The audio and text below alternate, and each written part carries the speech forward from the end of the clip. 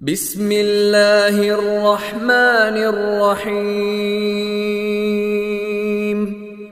அளவற்ற அருளாளனும் நிகரற்ற அன்புடையோனுமாகிய அல்லாஹ்வின் திருப்பெயரால் துவங்குகின்றேன்.